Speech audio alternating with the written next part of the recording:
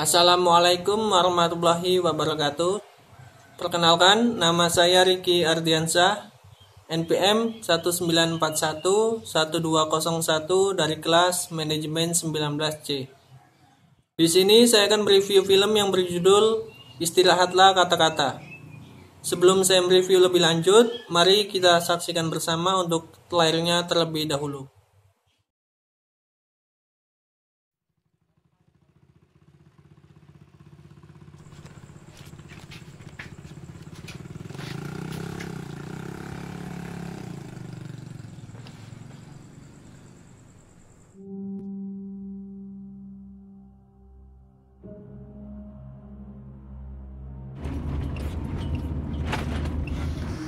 Ternyata jadi buron itu jauh lebih menakutkan daripada menghadapi sekompi kacang hijau bersenapan lengkap yang membubarkan demonstrasi.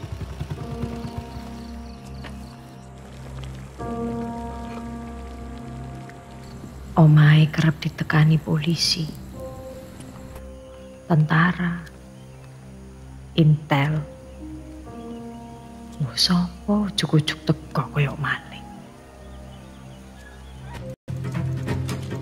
Mana kon?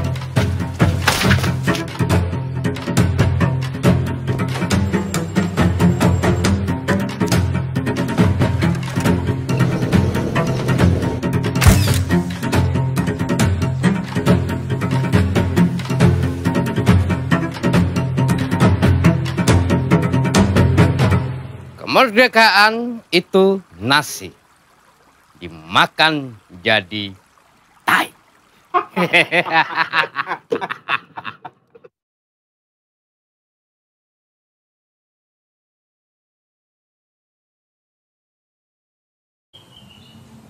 Film Istirahatlah Kata-Kata dirilis secara terbatas pada 19 Januari 2017. Film ini adalah film fiksi sejarah yang disutradarai oleh Joseph Angginun sekaligus menuliskan skenarionya. Film ini mengisahkan pelahiran penyair sekaligus aktivis yaitu Widji Tukul. Widji Tukul dikenal dengan puisi-puisinya yang kritis mengkritik rezim Orde Baru. Film yang diproduksi oleh Joseph Angginun dan Yulia Evina Bara ini seorang Widji Tukul yang diperankan oleh Gunawan Marianto yang juga merupakan aktor teater kawakan. Sementara karakter dari Sipon, istri Widji Tukul, diperankan oleh Marissa Anita yang merupakan presenter sekaligus aktris. Film ini juga didukung oleh Melanie Subono, lalu ada Edward Boang, ada Davi Yunan, dan Jonet Suryamotko. Film Istirahatlah Kata-Kata dirilis lewat riset dan persiapan yang cukup panjang. Seluruh prosesnya memakan waktu 3 tahun. Istirahatlah Kata-Kata memotret perjalanan Widji Tukul saat berada dalam persembunyian dari kejaran militer Orde Baru.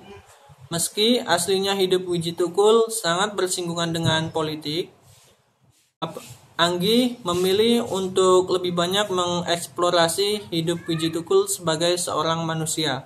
Soal ketakutannya dalam pelarian, juga kehidupan istri Sipon selama ditinggal suaminya. Widji Tukul lahir di Surakarta pada 26 Agustus 1963. Ia merupakan penyair sekaligus aktivis yang ikut melawan penindasan rezim Orde Baru. Kendati hidup sulit, ia aktif menyelenggarakan kegiatan teater dan melukis dengan anak-anak kampung Kalangan, tempat ia dan anak istrinya tinggal. Widji Tukul terkenal dengan puisi-puisinya yang kritis dan cukup membuat kuping pemerintahan Orde Baru panas. Widji Tukul dulu menyuarakan perlawanan lewat karya-karya puisinya pada era tersebut. Kritik lewat puisi sudah dianggap merujuk pada pemberontakan.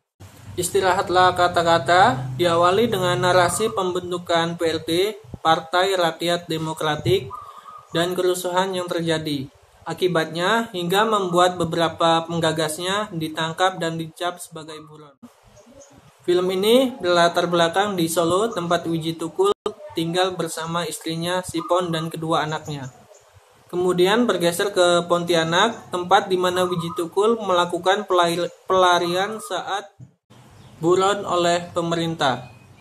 Selama 8 bulan, Wijitukul hidup berpindah dari satu rumah ke rumah yang lain, dari daerah ke daerah yang lain. Bahkan Wijitukul hidup bersama orang-orang yang tak pernah ia kenal sebelumnya. Meski menjalani pelarian dengan penuh ketakutan, Wijitukul tetap menorehkan karya-karya kritisnya lewat puisi dan juga cerpen. Wijitukul juga kerap berganti identitas untuk mengelabui petugas administrasi. Pada 1998, Wijitukul tak diketahui lagi nasibnya hingga saat ini. Sementara itu, jauh di Solo, Sipon, istri Wijitukul, harus hidup bersama 2 anaknya. Hidup dalam tekanan, rumah yang selalu diawasi oleh polisi, bahkan koleksi buku-buku Wijitukul harus rela disita. Tak hanya itu, Sipon dan anaknya harus membuka mulut soal keberadaan suaminya pada saat diinterogasi. Film Istirahatlah Kata-Kata bisa menggambarkan bagaimana rezim di masa itu, bagaimana seorang aktivis sangat terancam di masa itu, bagaimana menjadi kritis itu sangat dilarang kala itu.